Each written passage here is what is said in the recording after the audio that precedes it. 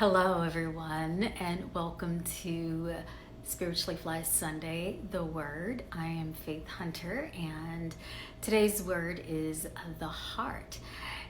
If you follow me, you already know these Spiritually Fly Sunday sessions are all based upon my book, Spiritually Fly Wisdom, Meditations, and Yoga to Elevate Your Soul. By the caption, this particular session is all about the heart. Now, in my book, Sutra 4, which is chapter 4, is all about the heart. The title of that chapter is Let Your Walls Down, Reveal Your Heart. Let your walls down and reveal your heart. So the interesting part is that when I was writing this book, and the fact that it is like the fourth chapter, it's kind of like a little deep. It's in the middle. As you walk through the book, you're kind of like building your self-esteem, determining your self-worth, tapping into your inner sanctum. And throughout the book, I talk about the importance of self-love. And I find that many of us are like really powerful. We're like, yes, I'm the greatest person. I love myself. I love myself. But then you won't let anyone else in. The walls are built up. There's like so much fear, so much anxiety. Trust me, I have been in that place. And the thing that I want to talk about as it relates to the book and our session for today is loss. I really want to talk about loss. Loss comes in many forms. Loss comes in form of relationships, people dying, loss of our jobs. Sometimes we lose ourselves. And the reason that we have so much pain around the aspect of loss is that we start experiencing loss as kids. And that's when it's probably the most traumatic. And I want to share a quick story, and then I want to do a quick read. As you know, I always do these reads. But I want to share a quick story. As a kid, one of the things that was so traumatic for me, and it was a constant level of experiencing loss, and that was actually the situation that created such a big block and a wall around my heart, is that my dad was in the military, and him and my mom thought it was best for us to have a very stable environment. And in order for us to have a stable and consistent environment, we didn't travel with my dad. We stayed in the town where there were relatives, so we ended up living and having a home in Grambling. That's where I grew up, Grambling, Louisiana, because my paternal grandparents were there, my uncles were there, like there was family there. And so my father thought that that would be the best environment for us. And it was also not that far from, like about an hour from where my mother's parents lived. So as a result of that, my dad would come home. Not regularly. I was about to say regularly. He did not come home regularly. It was irregular, right? Especially as a child. And having him come home like during the holidays, like especially now the holiday season, he would show up around the holiday season. He would spend a couple of weeks. He would never, I remember when I was really young, he rarely ever spent more than a month. And then he was back to the station or back to the base, wherever he was stationed. And that was like a serious pull and a tug on my heart, because it was constant loss. Like it was repeated, like those mini micro, right, levels of trauma over and over again. As I grew older, separation, loss, especially loss in relationships, was probably the hardest for me. And I don't know if any of you have experienced that. So that's kind of what I wanted to share a little bit about today, because in my book, I talk about the weight of the heart. And that is on page 82. And the weight of the heart kind of describes the heart. And the heart, right, the physical heart weighs anywhere from like 8 to 12 pounds, depending on our body. But the heaviness and the weight that we have when it comes to loss, it's much harder, much heavier, much more impactful, and extremely traumatic. I was on a phone, I'm going to share one more story. I was actually on a call with Koya Webb, I think it was Friday. She interviewed me for her podcast, and we were talking about loss and the things that have happened in my life. And she was like, whoa, girl, like, it's a lot. I was like, yes, I've experienced a lot of loss. So this is like a topic that is like very dear to my heart. I think it actually was one of the reasons why I wrote this book, because I wanted people to be able to deal with challenging situations in the way that I did. And what she was sharing and what she was inquiring about is the loss that I had from death. So if you think about the loss that I experienced with my father coming in and out of the home because he was leaving for the military and going back to his base and wanted us to have a stable environment. I know my parents thought that was the best thing for us. But then compound that with the loss of my older brother in my 20s and the loss of my father when I was in my 30s. Like, it was just like boom, boom, like all these levels of loss. And then everything else in between, right? All the loss in relationships. I've been divorced, right? I was married really young. I was married in my 20s. And then the loss of that relationship was really heavy. So,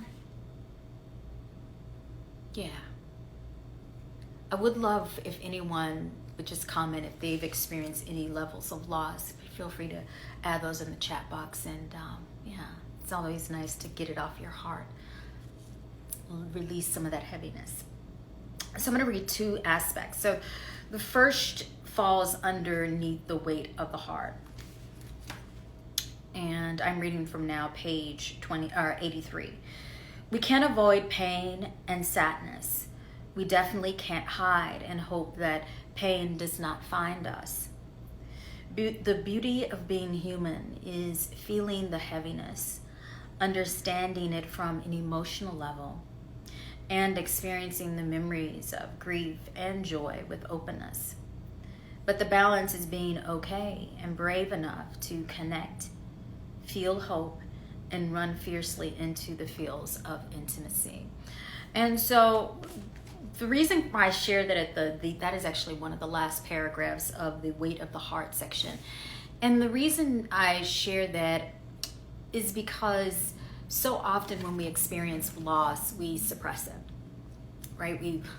We sometimes don't cry, right? If that's part of the way that you release. Sometimes we don't scream and like let out the feeling of what we have lost. Sometimes we don't even discuss it. Right? It never comes into discussion, or when it does, we immediately get angry or upset.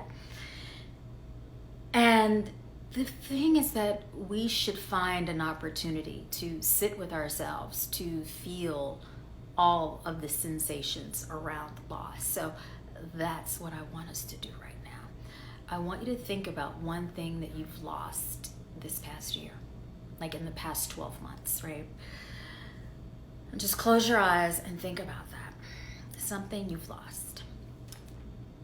And if that thing defined you, if that thing was a part of you, if that person defined your experience in the world, if that person really is attached to sweet, loving memories, that is okay.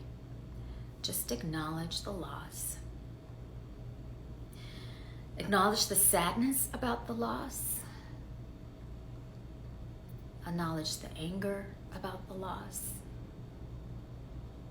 Give yourself this opportunity to even acknowledge the pain around the loss.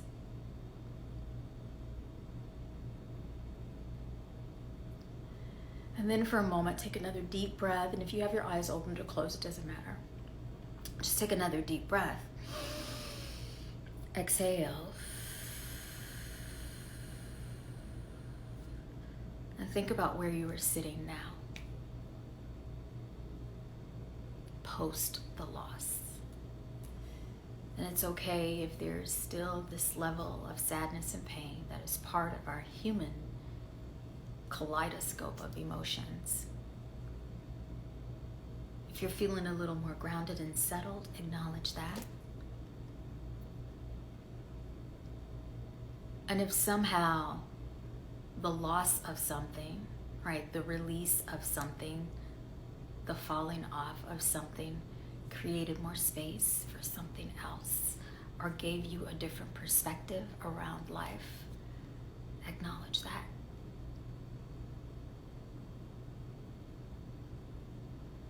Now take another deep breath in. Exhale, empty out. The other thing I want to share is that as we are working through pain, loss, and which creates these levels of suffering within us, in order for us to let down our walls, we have to start to place little cracks in the wall, right? So you just can't like lose something and you're feeling all this pain and you're like, all right, where's the bulldozer?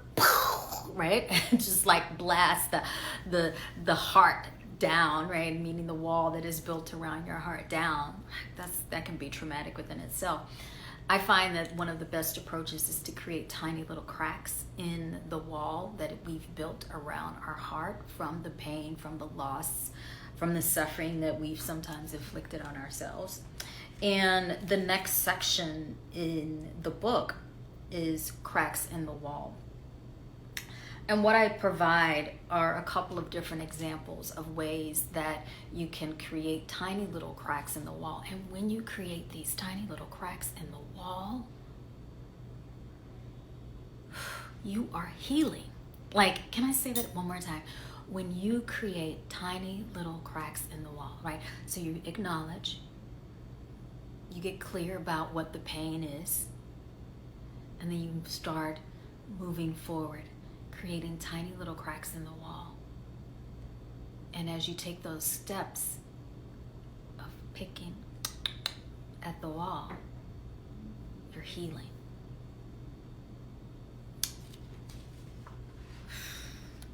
So let me share one of the examples of ways that you can create a crack in the wall. Your heart is yours. So release emotional comparisons. So your healing, your steps, the way that you create your cracks, the way that you heal, the time has nothing to do with anyone else. It's only you. Your heart is yours, so release emotional comparisons. Too often we place judgment around the speed at which others make it through the dark, or worse. We see, this is a loss in relationship, we see that our ex is back in the dating game only a week after they broke up with us.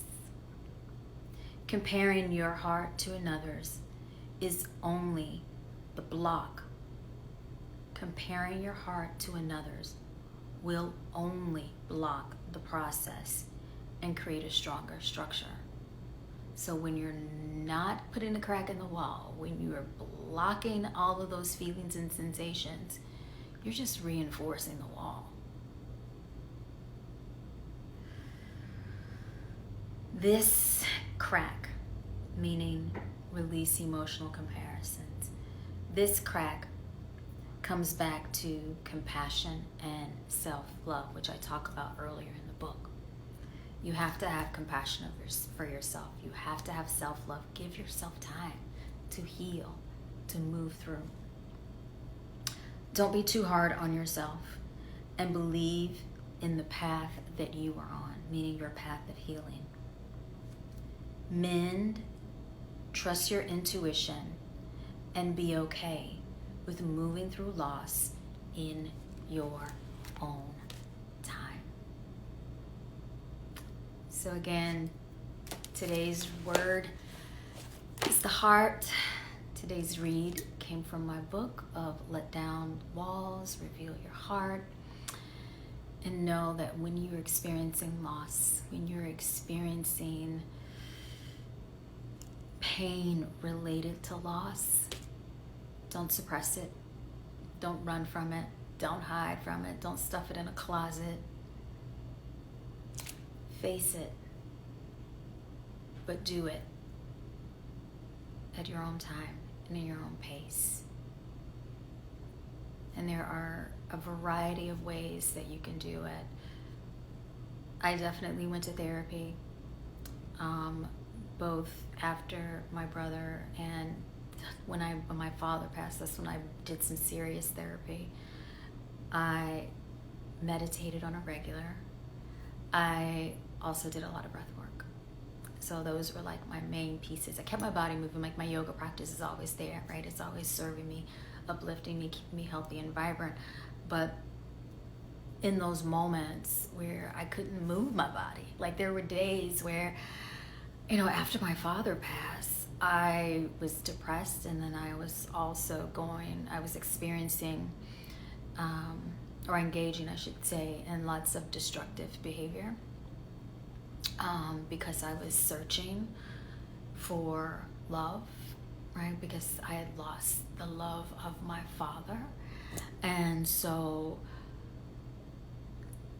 in those moments where I recognized that I was going through and experiencing and putting myself into toxic relationships, in destructive environments,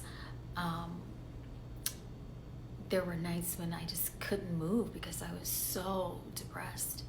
And so the only thing that I could fall upon was like my breath work. Like I could just like lie in the bed and breathe. And then at some point I would find this place of ease, and then I'd meditate. So loss is challenging. We all experience it as part of life that we cannot ignore. We have to deal with it. We have to address it. And so I truly encourage all of you to take a moment, experience those sensations of loss, acknowledge them, and then make a plan, right? Create your own action plan of how you want to deal with loss. And if that includes going to therapy, getting some mental help, doing group counseling, if that includes diving into daily meditations that are going to work on healing the body, the mind, and the soul, like do that. Combine all those tools, because that's exactly what I did. But it has to be done. Yeah, it has to be done. So thank you again, everyone, for joining me for another Spiritually Fly Sunday. Today's word was the heart, and we talked about loss. And of course, all of the readings, all of the information, all of the shares are in my book, Spiritually Fly: Wisdom, Meditations, and Yoga to Elevate Your Soul. Thanks so much, everybody. Have a beautiful, beautiful Sunday.